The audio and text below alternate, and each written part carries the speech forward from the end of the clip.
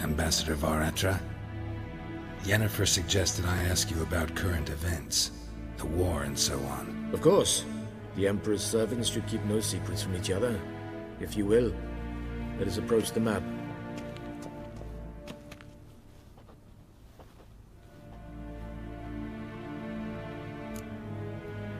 How's the war going? I mean, apart from the fact that Nilfgaard's triumph is imminent. I assume this to be a private conversation. We've no witnesses, so let's dispense with the propaganda, even that shrouded in irony. Our offensive was going splendidly until winter came. Edirn was in such disarray that we encountered no resistance. We had reached the Pontar before the first snows.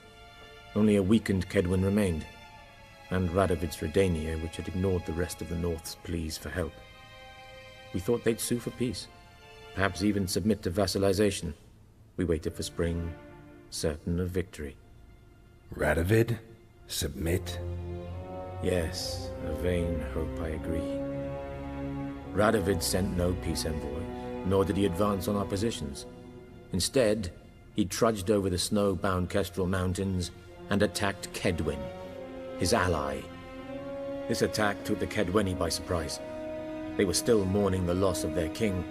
Rudderless and dejected, they laid down their arms after a few lost skirmishes and joined Radovid. And so by spring, instead of 2 weak enemies, we had only one powerful one. What about Kavir? Kavir values its neutrality, enough not to lend its armies, or more importantly, even its coin to either side. Returning to the war, this spring there was a massive battle in the marshes of Velen. Massive, yet indecisive. Both sides suffered enormous losses, unprecedented even. Radovid has retreated across the Pontar. He's safe for now, until reinforcements arrive from the south. Then Emperor Emir Var Emrys will deal with him once and for all. Couldn't you just go home? Save everyone a lot of marching, not to mention a few human lives. I'm afraid the stakes are too high to fold now. We can only go all in.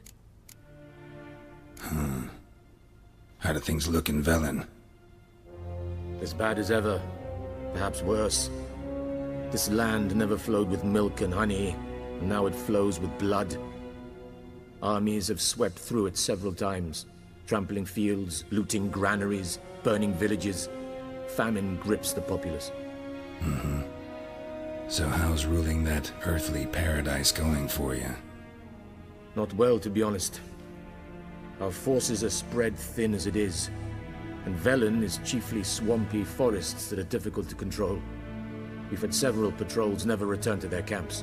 Thus, we've temporarily delegated authority in this region to a certain Nordling, a former low-ranking officer in the Temerian army, one Philip Strenger, better known by his nom de guerre, the Bloody Baron.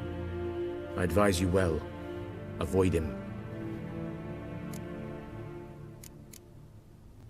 Any news from Novigrad? Is the Free City still free? Yes, although everyone knows this won't last. Radovid is in Oxenfurt, and the Emperor is here in Vizima, at Novigrad's doorstep, both. And both require coin and ships, and Novigrad can provide these. Which is why the mood in the city is rather, well, on edge. Meaning? How do men deal with fear? They seek reassurance and scapegoats. The Church of the Eternal Fire understands this perfectly, and so it promises to improve the lives of its flock by pointing out the guilty. Who started the war? Who profits from it? Why, it's obvious. Mages, elves, dwarves, in a word, any and all deviants. I've been stationed in Novigrad for 13 years. First as a consul, then as ambassador. I've seen a great deal. Cruelty, cynicism, greed. But what is happening there now concerns me greatly. What's new in Skellige? Nothing. The islanders pride themselves on that, don't they? Doing everything according to tradition, as their forefathers did. And like their forefathers, they quarrel with each other, pillage, occasionally attack our transports. This is cumbersome, but nothing more. Skellige has always been a footnote to history, and so it shall remain. Sound awfully confident. What if King Bran manages to unite the Jarls? Lead all the clans against your fleet? King Bran is a feeble old man.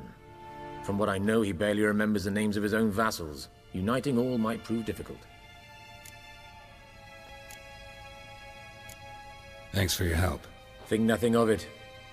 May the great sun light your path. Whipping the yam, whipping it.